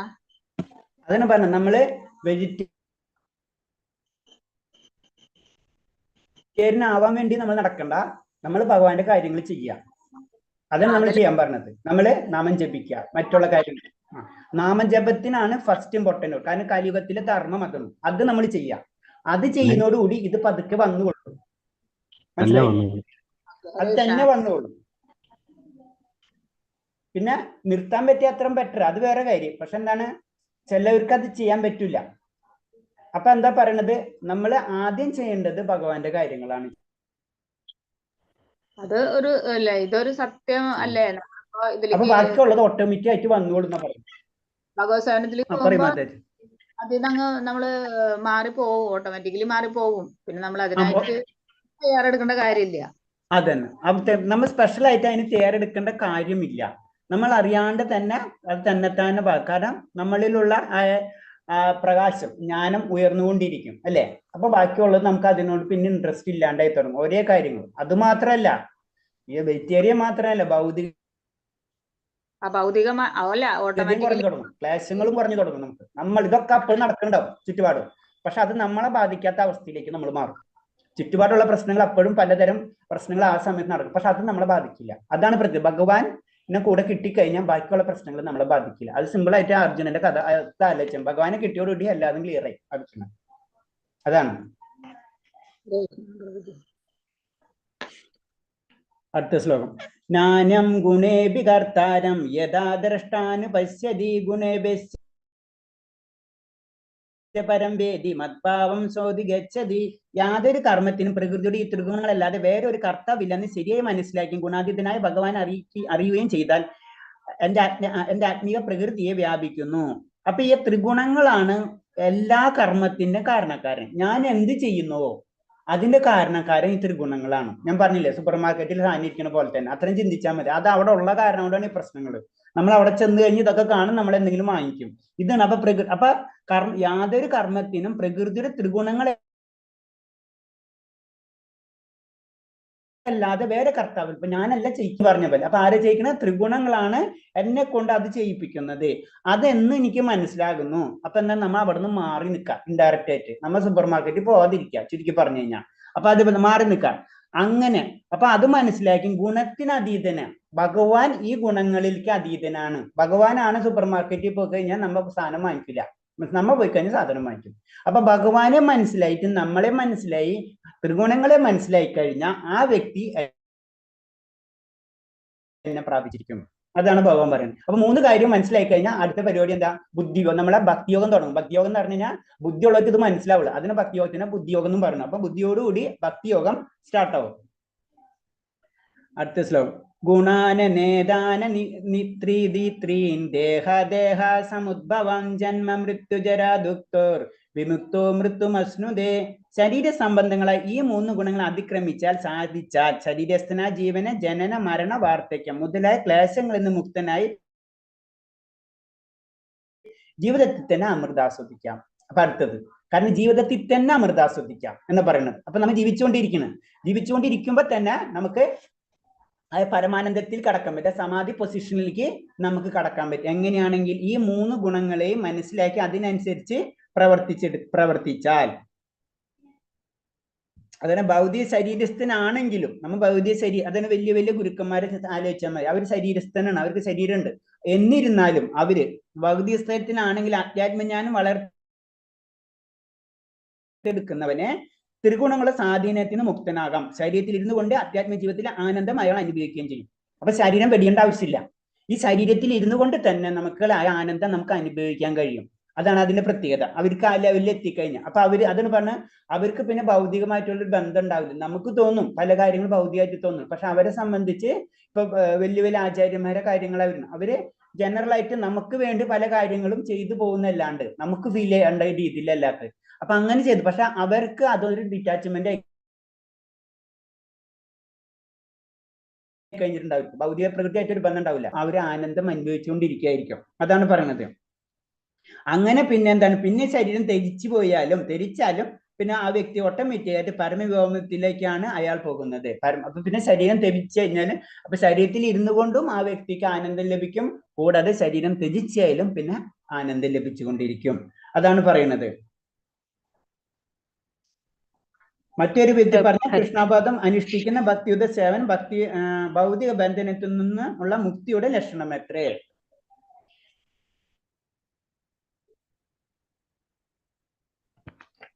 ഓക്കെ, അപ്പൊ അവിടെ നിന്ന് ഇത് മുക്തി എന്ന് പറഞ്ഞത് നമ്മൾ ഈ ഭൗതിക ബന്ധം കട്ട് ചെയ്ത് കഴിഞ്ഞാൽ മുക്തി ആയി കഴിഞ്ഞാൽ മനസ്സിലായി. മുക്തിയിലാണ് നമ്മൾ ആനന്ദം നമുക്ക് ലഭിച്ചു തുടങ്ങുന്നത്, അല്ലെങ്കിൽ ഭഗവാനിലേക്കുള്ള യാത്ര നമ്മൾ സ്റ്റാർട്ട് ആവുന്നത്. നമുക്ക് ഇനി ആ ക്വസ്റ്റ്യൻ ആൻസർ നോക്കാം. പ്രഭു പേരൊന്ന് എഴുതട്ടെ. പ്രഭു ഹരേ കൃഷ്ണ. ശരി മാതാജി, പേര് എഴുതിക്കോ. ഇനി സമയമായ എല്ലാവരും പോകും. അതന്നെ ഒന്ന് പറയല്ലോ. ഹരേ കൃഷ്ണ. ഹരേ കൃഷ്ണ. ഭഗവത്ഗീത ചൊല്ലാനുള്ളവരുടെ പേര് പറയൂട്ടോ. ഇന്ദിരാദേവി. എഴുതി. ലതിക. ലതിക. പ്രീത എഴുതി. ആരാ? സൗദാമിനി. പിന്നെ രമ. Leela M K. വത്സലകുമാരി മാതാജി. ഹരേ കൃഷ്ണ. ഹരേ കൃഷ്ണ മാതാജി. വത്സലകുമാരി. പിന്നെ ഹരേ കൃഷ്ണ മാതാജി. ലിനി മിത്ര എഴുതിയായിരുന്നോ? എഴുതി. കൃഷ്ണപ്രിയ. കൃഷ്ണപ്രിയ. മഴയത്ത് കൊണ്ടിട്ടല്ലേ? മഴയത്ത് ഞാൻ കണ്ട അവിടെ കിടന്നിരുന്നിട്ട് ചുണ്ടു കിടന്ന് ഇവിടെ കിടന്നിട്ടു. പിന്നാരാ ഇനിയുണ്ടല്ലോ? ശ്രീദേവി. ഹരേ കൃഷ്ണ മാതാജി. ഹരേ കൃഷ്ണ. ഹരേ കൃഷ്ണ. ഉഷ. ഹരേ കൃഷ്ണ മാതാജി. എന്നാണ് പാരായണം ചെയ്യേണ്ടത്? ഞായറാഴ്ച. എന്നാണ് പാരായണം ചെയ്യുന്നത്? ഞായറാഴ്ച 2 മണിക്ക്. ഓക്കെ. ഉഷ. രവിത എഴുതട്ടെ. ഇനി ആരാ? ഹരേ കൃഷ്ണ പറയൂ.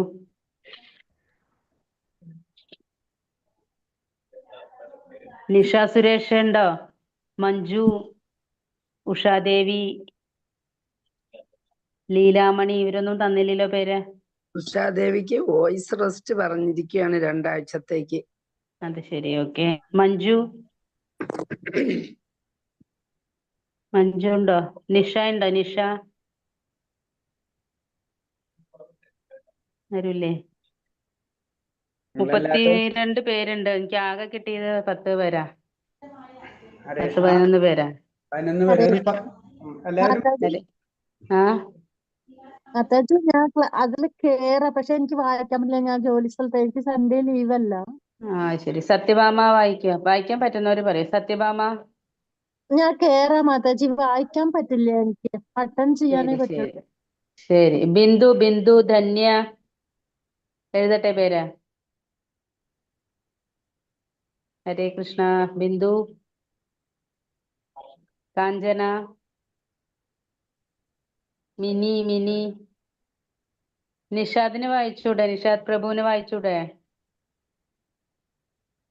ഹരേ കൃഷ്ണ മാതാജി. മാതാജി എഴുതിക്കോളൂ. ശരി. പിന്നെ വായിക്കാൻ ശ്രമിക്കല്ലായിരുന്നു. രാമചന്ദ്രൻ ഉണ്ട്, റാണി ഉണ്ട്. റാണി, സന്ധ്യ. ഇങ്ങനൊക്കെ വായിക്കൂ, അല്ലെങ്കിൽ വായിക്കൂല നമ്മള്. അതാ കാര്യം. നമ്മൾ ഇങ്ങനത്തെ ഒരു അവസരങ്ങൾ വരുമ്പോഴോ. രാമചന്ദ്രൻ പ്രഭു പേരെഴുതട്ടെ. രാമചന്ദ്രൻ. തെറ്റിപ്പോ, അതാ ഒരു പേടി. അത് സാരമില്ല, തെറ്റട്ടെ, കുഴപ്പമില്ല. എന്നാ ആയിക്കോട്ടെ. രാമചന്ദ്രൻ തെറ്റണൊന്നും പ്രശ്നം നമ്മളത് പറയണത് തന്നെയല്ല. സരസ്വതി എഴുതട്ടെ. സരസ്വതി. സന്ധ്യ. ഹരേ കൃഷ്ണ. സന്ധ്യ. ഇനി ആരാണ്? നിഷ ഉണ്ടോ? കേറിയിട്ടില്ലേ നിഷ? ശ്രീജ. നിഷ ഉണ്ടോ? ഹരേ കൃഷ്ണ നിഷ എഴുതട്ടെ. ഓക്കെ. ശ്രീജ ശ്രീജ പേര് എഴുതട്ടെ. മാതാജി ഞാൻ ശ്ലോകം പഠിച്ചുകൊണ്ടിരിക്കുന്നതേ ഉള്ളൂ, തെറ്റിപ്പോകുന്നില്ല. ചൊല്ലാൻ പറ്റുന്നേ. എന്നാ ഒരു കാര്യം ചെയ്യാം, ആദ്യത്തെ ചാപ്റ്റർ തരാം. ട്രൈ ചെയ്യ്, കുഴപ്പമില്ല. ശ്രീജയ്ക്ക് ആദ്യത്തെ ചാപ്റ്റർ തരാം, അപ്പൊ വായിക്കാലോ. ഇല്ല മാതാജി, ഞാൻ അടുത്ത ട്രിപ്പ് തൊട്ട് നോക്കിക്കോളാം. ശരി, ഓക്കെ. സരസ്വതി ഒന്നും പറഞ്ഞില്ല, സന്ധ്യ ഒന്നും പറഞ്ഞില്ല.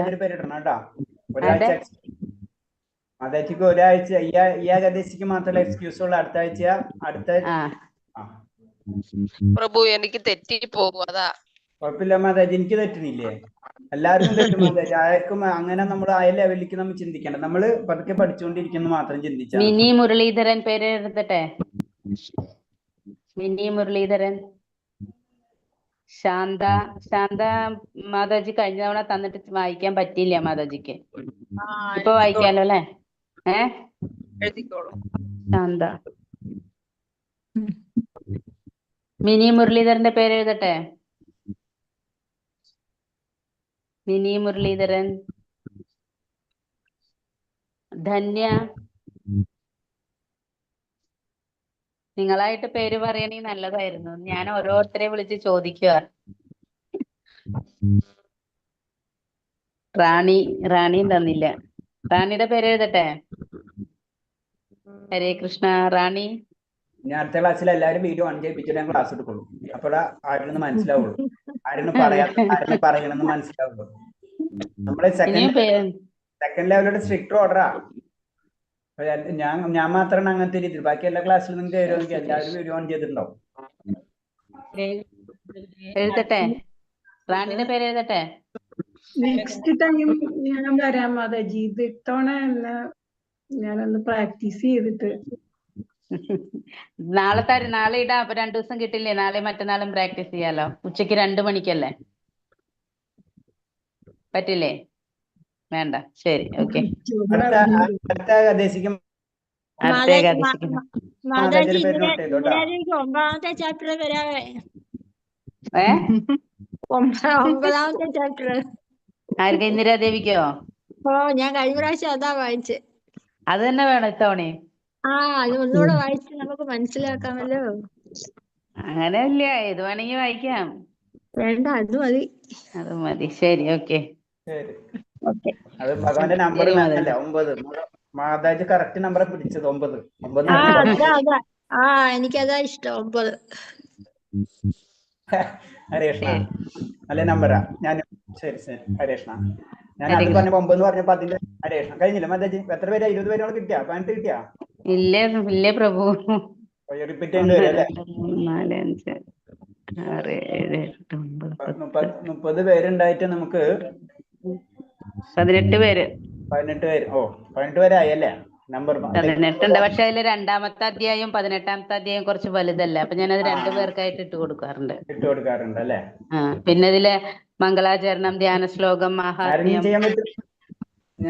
വേറെ ആരെങ്കിലും ഒന്നുകൂടെ നോക്ക് ചെയ്യാൻ പറ്റുമെന്ന് വെച്ചാൽ ഞാൻ പരിശ്രമിക്കാൻ പറ്റുന്നിട്ട് ആരെങ്കിലും ഉണ്ടാ?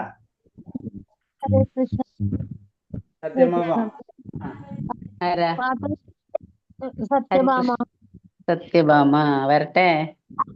അല്ല, അതെനിക്ക് ഉച്ചാരണം കറക്റ്റ് കിട്ടില്ല മാതാജി. ഞാൻ ബുക്ക് ജോലി സ്ഥലത്ത് കൊണ്ടുപോകാൻ പറ്റില്ല. പേപ്പറിൽ എഴുതിയെടുക്കുമ്പോഴേ ഞാൻ തമിഴില് എഴുതിയെടുത്തിട്ട് പോവാ. മലയാളം എഴുതാൻ എനിക്കറിയില്ല. അപ്പൊ തമിഴ് ഉച്ചാരണം വ്യത്യാസം ഉണ്ടാവില്ലേ? കൊഴപ്പില്ലേ? കുഴപ്പമില്ല മാതാജി. എന്തായാലും അറ്റൻഡ് ചെയ്യും. അതെ. മാതാജിക്ക് ഇതുണ്ടെന്ന് കഴിഞ്ഞാൽ ലാസ്റ്റിൽ ഇട്ടാൽ മതി. മാതാജിക്ക് എന്താണ് ജോലി ഉണ്ടെന്ന് വെച്ചാൽ 18ാമത്തെ അധ്യായത്തിൽ ഇട്ട് കഴിഞ്ഞാൽ നമ്മൾ ലേറ്റ് ആവുമല്ല. അങ്ങനെ മതി മാതാജി, അങ്ങനെ മതി. ഏതാ ലാസ്റ്റ് മതിയോ? ലാസ്റ്റ് മതി. അപ്പൊ 4 മണി അങ്ങനെ ആവില്ല? അപ്പൊ അത് മതി. പക്ഷെ ഉച്ചാരണം ക്ലിയർ ആയിട്ടുണ്ടാവില്ല. ലെറ്റേഴ്സ് ഒക്കെ കുറെ ലെറ്റേഴ്സ് ക്ലിയർ ആയി കിട്ടില്ല എനിക്ക്. സാരില്ല, പറ്റുന്ന പോലെ വായിക്കും. നമ്മൾ എന്താണ് ഇത്ര നമ്മൾ പഠിച്ചോണ്ട് ഒരു ഭക്ത സംഘമാണ് നമ്മൾ ഉദ്ദേശിക്കുന്നത്. അതാണ് നമ്മൾ ഇതുകൊണ്ട് ഉദ്ദേശിക്കുന്നത് തന്നെ. അത്രേ നമ്മൾ അത് ചിന്തിക്കുന്നത്. അന്നേ ദിവസം നമ്മൾ ഭഗവാന്റെ കാര്യങ്ങൾ ചെയ്യാൻ ശ്രമിക്കുക, അല്ലെങ്കിൽ നമ്മൾ അത് ചെയ്യൂല. അത് കാരണം കൊണ്ടാണ് നമ്മൾ ഇത്രയെങ്കിലും ചെയ്യും. നമ്മൾ അന്ന് അത് ചൊല്ലിയിട്ടില്ലെങ്കിൽ നമ്മൾ അന്ന് അതും ചെയ്യൂല. ബേസിക് ആയിട്ട് നമ്മൾ അത് സംഭവിക്കുന്നത്. അതിന് നമ്മൾ ആക്ടിവിറ്റീസ് ചെയ്യണതാണ് ബേസിക് ആയിട്ട്. നമ്മൾ ഓരോ ആക്ടിവിറ്റീസ് അന്നത്തെ ദിവസം പല ആക്ടിവിറ്റീസ് ഭഗവാന്റെ കാര്യങ്ങളോട് ബന്ധിച്ചിട്ടുള്ള പല ആക്ടിവിറ്റീസ് നമ്മൾ ഇൻവോൾവ്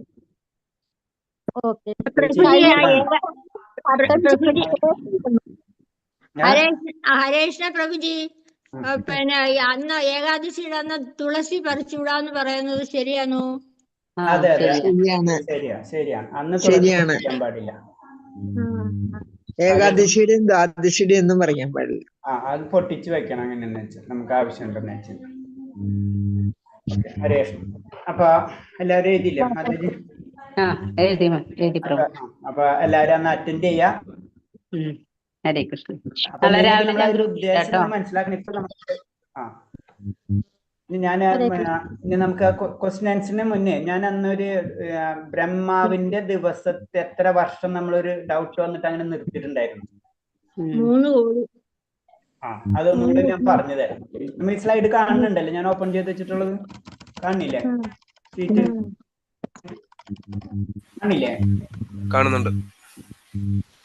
കാണുന്നുണ്ടല്ലോ അല്ലേ? ഭഗവത്ഗീത ധ്യാനം, ഭഗവത്ഗീത ധ്യാനം കാണുന്നു. സ്ലൈഡ് ഓപ്പൺ ചെയ്ത് കാണില്ലേ? ഷീറ്റ്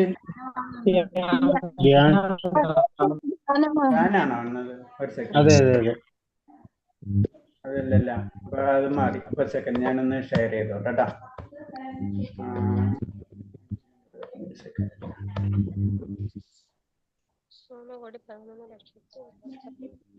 3,11,40,000 പറഞ്ഞു.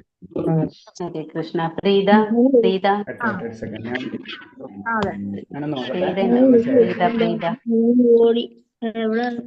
ഹരേ കൃഷ്ണ. പ്രീത മംഗളാചരണം ചൊല്ലാൻ പറ്റില്ലേ? ഞാൻ ചൊല്ലിയിട്ടില്ല ഇതുവരെ. എഴുതി ചൊല്ലാം, കുഴപ്പമൊന്നുമില്ല. അപ്പൊ മംഗളാചരണം മാതാജി അല്ലേ ചൊല്ലല്? അല്ല, ഞാൻ മംഗളാചരണം പ്രീതക്കായിട്ടിരിക്കണേ. വേറെ ചാപ്റ്റർ വരുന്നുണ്ട്. പിന്നെ ധ്യാന ശ്ലോകം രമാദേവിക്കും കൊടുത്തിട്ടുണ്ട്. നമ്മൾ അത്രയും സമയം ഒരു കാര്യങ്ങളും ചെയ്യണം. നമ്മൾ പാരായണം ചെയ്യുന്ന സമയത്ത് മറ്റുള്ളവർ ചൊല്ലുമ്പോൾ നമ്മളും വായിച്ചു പോകും. അപ്പൊ അന്ന ദിവസം നമ്മള് ഗീത 18 അധ്യായം നമ്മൾ വായിക്കും. അതും കൂടി അപ്പൊ നമുക്ക് വായിക്കാൻ അറിയില്ലെങ്കിലും നമ്മൾ കയറി ഇരുന്നിട്ട് നമ്മള് മറ്റുള്ളവർ വായിക്കുന്നതോടുകൂടി നമ്മൾ വായിച്ചു പോവാം ശ്ലോകം. അപ്പോഴെന്താണ്, 2-2.5 മണിക്കൂർ കൊണ്ട് നമ്മൾ ഗീത പാരായണം. മനസ്സിലായി? അപ്പൊ നമുക്ക് അറിയില്ല, നമുക്ക് വായിക്കാൻ പറ്റില്ല, എന്തെങ്കിലും ബുദ്ധിമുട്ട് തോന്നുന്നത് ക്ലാസ്സിൽ കയറാം. എല്ലാവരും വായിക്കുമ്പോ നമ്മൾ ശ്ലോകം കൊണ്ട് നമ്മൾ റെഡി ആയിട്ടിരിക്കുക, നമ്മൾ വായിക്കാം. അപ്പൊ നമ്മൾ എന്താണ് 2 മണിക്കൂർ 2.5 മണിക്കൂർ കൊണ്ട് നമ്മൾ ഗീത മുഴുവൻ നമ്മൾ പാരായണം ചെയ്തിട്ടുണ്ടോ? മനസ്സിലായോ? അങ്ങനെ ചെയ്യാം. അത് ആക്ടിവിറ്റീസ് ആണ് നമ്മൾ ചിന്തിക്കുക. അടുത്തത് നമ്മള് അന്ന് ഒരു ബ്രഹ്മാവിന്റെ ആയുസിനെ പറ്റി നമ്മൾ പറഞ്ഞിട്ടുണ്ടായിരുന്നു. അതൊന്നും കൂടി ഞാൻ ക്ലിയർ ചെയ്ത് തരാം. നിങ്ങൾ ക്വസ്റ്റ്യൻ ഇടാനുള്ളതാണ്, അതാണ് ഞാനൊന്നുകൂടി ക്ലിയർ ചെയ്യുന്നത്. അതായത് നമുക്കറിയാം കലിയുഗത്തിന്റെ ആയുസ് കലിയുഗത്തിന്റെ ദൈർഘ്യം എന്ന് പറയുന്നത് 4,32,000. നമുക്ക് കണ്ടില്ലേ ഏറ്റവും മുകളിൽ 4,32,000. ഓക്കെ, വ്യക്തമാവുന്നില്ല പ്രഭുജി.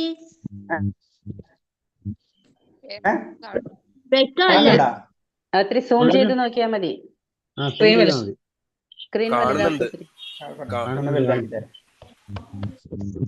നമുക്ക് സ്ക്രീൻ ആക്കാമല്ലോ.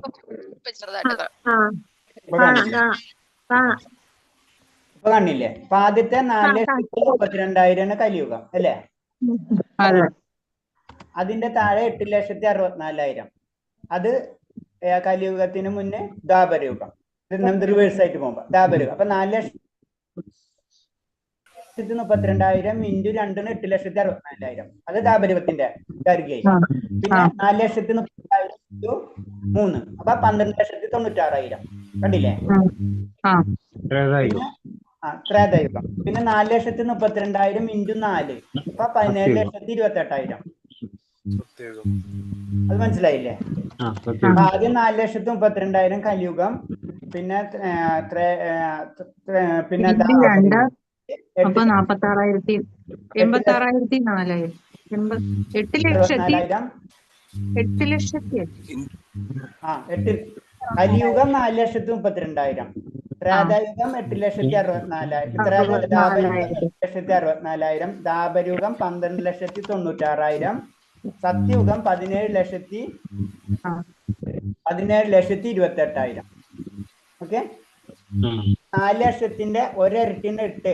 4 ലക്ഷത്തിന്റെ 3 ഇരട്ടിന് 12,96,000. 4,32,000 4 28,000. ഓക്കെ. ഇത്ര കലിയുഗത്തിന്റെ ഒരരട്ടി ദാപരയുഗം, അതിന്റെ 2 ഇരട്ടി വരുമ്പോ ഇത് 3 ഇരട്ടി വരുമ്പോ 12,96,000. പിന്നെ 4 ഇരട്ടി വരുമ്പോ 17,20,000. ഇതെല്ലാം കൂടെ കൂട്ടാം. അപ്പൊ നമുക്കൊരു സംഖ്യ കിട്ടുന്നതാണ് 43,20,000. ഇതെല്ലാം കൂട്ടുമ്പോ കലിയുഗത്തിന്റെ ദൈർഘ്യവും ദാപരയുഗത്തിന്റെ ദൈർഘ്യവും ത്രേതായുഗത്തിന്റെ ദൈർഘ്യവും സത്യയുഗത്തിന്റെ ദൈർഘ്യം കൂടെ കൂട്ടുമ്പോ നമുക്കൊരു സംഖ്യ കിട്ടും. അതിന് 43,20,000. മനസ്സിലായ? അതിനെ അങ്ങനത്തെ 1000 എന്ന് പറയുമ്പോ 1000 യുഗങ്ങളായി. ഇപ്പൊ നമ്മളിപ്പോ 4 യുഗങ്ങളില്ലേ? ഇപ്പൊ 1000 യുഗങ്ങൾ. 1000 പിന്നെ 2. അതെ, പകലും രാത്രി ഉണ്ടല്ലോ. മനസ്സിലായ? ബ്രഹ്മാവിന്റെ രാത്രിയും പകലും അല്ലേ? ഉണ്ട്. അപ്പൊ 4,32,000. 43,20,000. അതായത് ഈ സംഖ്യ കൂട്ടി കിട്ടുന്ന സംഖ്യ ഇല്ലേ? 43,20,000 ഇൻറ്റു 1000 ഇൻറ്റു 2. മനസ്സിലായ? ഇത്ര ചെയ്തിട്ട് അപ്പൊ നമുക്ക് ഈ ഒരു സംഖ്യ കിട്ടും. അതായത് 86 കോടി അല്ലേ?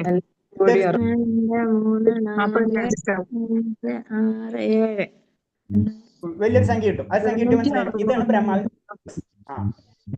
അതാണ് ബ്രഹ്മാവിന്റെ ഒരു ദിവസം. അങ്ങനെ ബ്രഹ്മാവിന്റെ ഒരു വർഷം എന്ന് പറയുമ്പോൾ ഇൻറ്റു 365 കൊണ്ട് കൂട്ടി പെരുക്കി നമ്മള്. ഇപ്പൊ 365. പിന്നെ ബ്രഹ്മാവിന്റെ ആയുസ് എന്ന് പറഞ്ഞാൽ 100 വർഷമാണ്. അപ്പൊ അതുകൊണ്ട് മൾട്ടിപ്ലൈ ചെയ്തിട്ടുണ്ട്. മനസ്സിലായോ?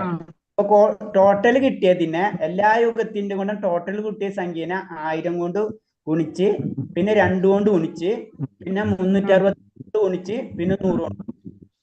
മനസ്സിലായ? ടോട്ടൽ സംഖ്യ അതിന് 1000 ഇൻറ്റു 2. അപ്പൊ ബ്രഹ്മാവിന്റെ ഒരു ദിവസം കിട്ടി. അങ്ങനെ ഒരു വർഷം, അതിന് 365 ഉണ്ട്. പിന്നെ 100 കൊണ്ട് ഗുണിച്ചപ്പോ ബ്രഹ്മാവിന്റെ ആയുസ് കിട്ടി.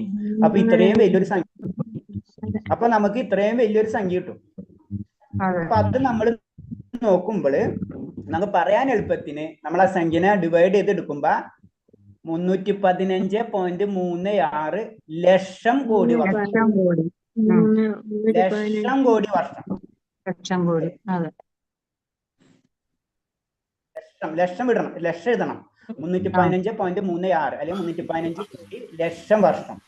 ഇതിനെ നമ്മള് എന്താണ് കോടിയുടെ സംഖ്യ കൊണ്ട് ഡിവൈഡ് ചെയ്ത്, ഇവിടെ സംഖ്യ കൊണ്ട് ഡിവൈഡ് ചെയ്തപ്പോ 315.36 ലക്ഷം കോടി വർഷം. നമ്മുടെ വർഷമാണോ? നമ്മുടെ വർഷം, മനുഷ്യവർഷം. 315.36 ലക്ഷം കോടി മനുഷ്യ വർഷങ്ങൾ വേണം ബ്രഹ്മാവിന്റെ ആയുസ്. ഈ 100 കൊണ്ട് മൾട്ടിപ്ലൈ ചെയ്യുന്നതിന് 100 കൊണ്ട് മൾട്ടിപ്ലൈ ചെയ്യുന്നതിന് ബ്രഹ്മാവിന്റെ ആയുസ് 100 വർഷം. അല്ല, മനുഷ്യ ആയുസാണോ? അല്ല, ബ്രഹ്മാവിന്റെ ആയുസ് 100 വർഷം. അല്ല, 100 കൊണ്ട് മൾട്ടിപ്ലൈ ചെയ്യുന്നതിന് അത് മനുഷ്യ ആയുസാണോ? 100 അല്ല, ഇത് ഇവിടെ ബ്രഹ്മാവിന്റെ ആയുസും 100 വർഷം തന്നെയാണ്. 100 വർഷമാണ്. ആ, പക്ഷെ നമ്മളെ വർഷമായിട്ട് കണക്കൂട്ടാൻ പറ്റും. 100 വർഷം. അപ്പൊ 100 കൊണ്ട് നമ്മൾ മൾട്ടിപ്ലൈ ചെയ്യുമ്പോഴാണ് നമുക്ക് ഇത്രയും വലിയൊരു സംഖ്യ. നമ്മുടെ വർഷത്തിൽ.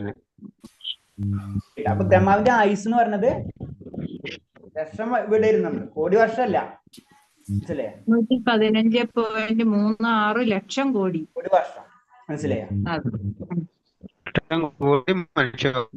മനുഷ്യവർഷം. അത്രയും വർഷം. അല്ലെങ്കിൽ നമുക്ക് വേറെ ഒരു പറഞ്ഞ് ഇത്രയും ജന്മങ്ങൾ ഇത്രയല്ല, പിന്നെ കുറെ മൾട്ടിപ്ലൈ ചെയ്യേണ്ടി വരും. കാരണം നമുക്ക് മാക്സിമം 70-75 വയസ്സുള്ളൂ. ഇത് ഇത്രയും കോടി, അതായത് 315 ലക്ഷം കോടി വർഷങ്ങൾ വേണം ബ്രഹ്മാവിന്റെ ആയുസ്. അതെ. അത് ക്ലിയർ ആയില്ലേ? ബ്രഹ്മാവിന്റെ ഇപ്പോഴത്തെ വയസ്സ് എത്രയായിരിക്കും അന്നേരം? 50 വയസ്സിന് ഇപ്പം 50 വയസ്സ് കഴിഞ്ഞു. അതാണ് ബ്രഹ്മാവിന് അരച്ചിരിക്കുന്നത്. നമ്മളെക്കാളും ഇളയതാ അല്ലേ പ്രഭുജി? 50 വയസ്സാ അതിന് അതിന്റെ കണക്കുണ്ട്. കാര്യത്തിൽ പറഞ്ഞാണത്. അതിന് കണക്കുണ്ട്. ബ്രഹ്മാവിന് 50 വയസ്സേ ഉള്ളു. അപ്പൊ 50 മനുഷ്യവർഷം അല്ലല്ലോ. 50 മനുഷ്യവർഷം അല്ലല്ലോ.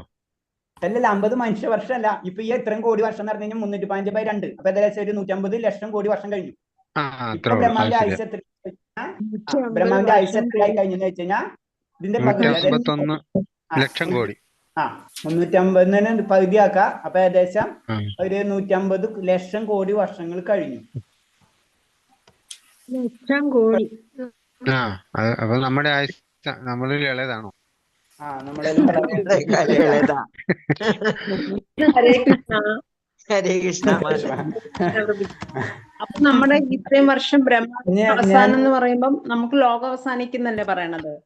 അതെ അതെ, ബ്രഹ്മാണ്ടം നശിച്ചു. നമ്മളെ ബ്രഹ്മാണ്ടം അത് ശ്രദ്ധിക്കണം. നമ്മളെ ലോകമല്ല അവസാനിക്കുന്നത്, നമ്മളെ ബ്രഹ്മാണ്ടം നശിച്ചു. എന്നിട്ട് വീണ്ടും പുനർജനിക്കും. പിന്നെ വീണ്ടും ബ്രഹ്മാവ് ഭഗവാനിൽ ലയിക്കുന്നു, പിന്നെയും വരുന്നു. ആ സമയത്ത് ബ്രഹ്മാവ് എന്ന് ഞാൻ പറഞ്ഞ ഒരു പൊസിഷനാണ്. അത് ആർക്ക് വേണം, നമുക്ക് വേണമെങ്കിൽ ബ്രഹ്മാവാം. ചുറ്റി പറഞ്ഞു കഴിഞ്ഞാൽ സത്വഗുണം വളർത്തി എടുക്കണം അല്ലേ? അതാണത്. ബ്രഹ്മാവ് എന്ന് പറഞ്ഞ പൊസിഷൻ, ഇന്ദ്രൻ എന്ന് പറഞ്ഞ പൊസിഷൻ, സൂര്യൻ എന്ന് പറഞ്ഞ പൊസിഷനാണ്. എല്ലാന്നും പൊസിഷൻസാ. പിന്നെ ആർക്കാണ് ആ ക്വാളിറ്റി ഉള്ളവര് അവര്. ഇനി അഥവാ ആരില്ലാന്ന് വെച്ച് കഴിഞ്ഞാൽ ഭഗവാൻ തന്നെ ബ്രഹ്മാവായിട്ട്. ഇനി ഞാൻ അതൊന്നും കൂടെ ഒരു കാര്യം കൊണ്ട് വളരെ ഇൻട്രസ്റ്റ് ആയിട്ടുള്ള ഒരു കാര്യം കൊണ്ടും പറഞ്ഞുതരാം. ഇപ്പൊ നമ്മള് ഈ 9 മാതാജി 9 എന്ന് പറഞ്ഞാരുകൊണ്ടാണ് ഞാൻ മാതാജിക്ക് 9 ഇഷ്ടപ്പെടുന്നു. അത് ഒരു വലിയൊരു വളരെ ഇമ്പോർട്ടന്റ് ആയിട്ടുള്ള നമ്പറാണ് നമ്മളിതില്. അപ്പൊ ഞാൻ ജസ്റ്റ് അതിന്റെ ഒരു കാൽക്കുലേഷൻ പറഞ്ഞു. 4,32,000 അല്ലേ നമ്മൾ പറഞ്ഞത്? അപ്പൊ നമ്മൾ നോക്കിയേ, 4 + 3 + 2 എത്രയാ?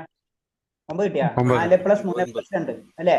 പിന്നെ അതിന്റെ അങ്ങനെ പറഞ്ഞു. അപ്പൊ 8 + 6 + 4 എത്രയായി? 18 ആയാ?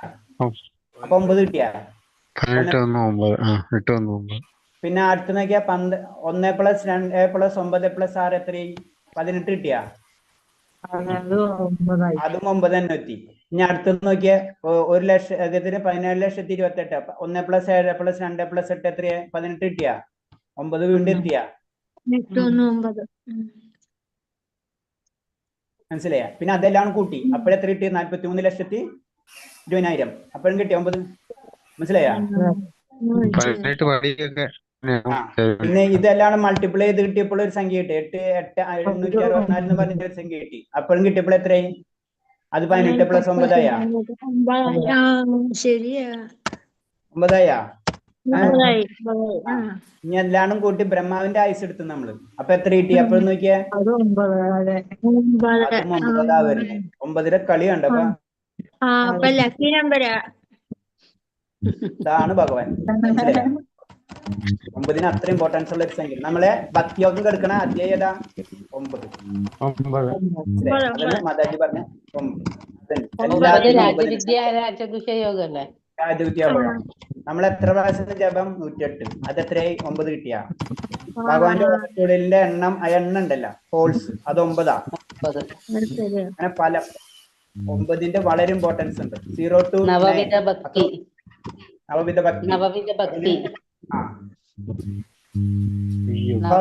കാണിച്ചു തരാണ്. നമ്മള് ഈ കണക്കൂട്ടണതല്ല ടി എന്ന് പറഞ്ഞു തരാണ് ഞാനിത് പറഞ്ഞത്. ഇങ്ങനെ കാൽക്കുലേഷൻ നമുക്കറിയാം. 18 അധ്യായങ്ങള്. മനസ്സിലായോ? നമ്മള് 18 ദിവസത്തെ യുദ്ധം 18 അധ്യായങ്ങളാവുള്ളൂ അല്ലെ? അപ്പോൾ 9 എത്തിയാ? 18 ദിവസത്തെ 18 അധ്യായങ്ങള്. 18 ദിവസത്തെ യുദ്ധം. അങ്ങനെ 18ന്റെ പല കാര്യങ്ങളും നമുക്ക് കാണാൻ പറ്റും. മനസ്സിലായോ? 18ാം പടി. 18ാം പടി. 18 പുരാണങ്ങള്. 108 ഉപനിഷത്തില്. 108 ഉപനിഷത്തുകൾ. അപ്പൊ എത്ര? 9 എത്തിയാ? നമ്മൾ ജപിക്കണ മന്ത്രം എത്രയാ? 108 മാത്രം. 9. അതാണ് 9ന്റെ അത്രയും പ്രയോറിറ്റി ഉണ്ട്. ആ, സെലക്ട് ചെയ്ത നമ്പർ നല്ലൊരു അറിവായി. അങ്ങനെ തന്നെ നമ്മളിങ്ങനെ നോക്കിക്കൊണ്ടിരിക്കുക. നമ്മൾ റിസർച്ച് ചെയ്തുകൊണ്ടിരിക്കുക ഇങ്ങനത്തെ കാര്യങ്ങളൊക്കെ. നമുക്ക് കിട്ടിയിട്ടുള്ള ഭഗവാൻ തന്നിട്ടുള്ള ബുദ്ധി കുറച്ച് ഭഗവാന് വേണ്ടി നമ്മൾ ഉപയോഗിക്കാം. ഹരേ കൃഷ്ണ. ഹരേ കൃഷ്ണ. ഹരേ കൃഷ്ണ. നമുക്ക് ക്വസ്റ്റ്യൻ ആൻസർ മാറിപ്പോയി. നാളെ നമുക്ക് ഡിസ്കസ് ചെയ്യാം. ഇന്നിപ്പോ ആയില്ലേ സമയം? ഓക്കെ, അപ്പൊ നാളെ നമുക്ക് ഡിസ്കസ് ചെയ്യാം. ശനിയാഴ്ച എക്സാം. നാളെ തന്നെ എക്സാം അല്ലേ? എക്സാം നാളെ ശനിയാഴ്ച. അപ്പൊ നാളെ ഡിസ്കസ് ചെയ്യാം. മറ്റന്നാൾ എക്സാം ഉണ്ടാ. എല്ലാവരും നോക്കിയേക്കാം. ഞാൻ ഈ ക്വസ്റ്റ്യൻ ചോദിക്കും നിങ്ങളോട്. ബ്രഹ്മാവിന്റെ ഐസിട്ടാ.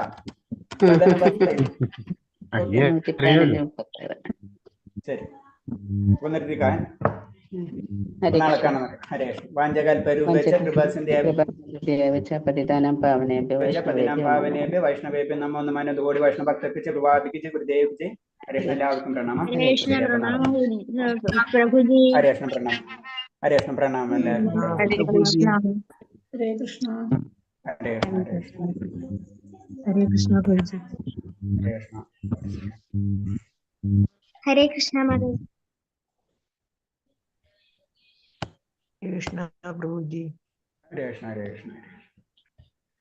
ഹരേ കൃഷ്ണ.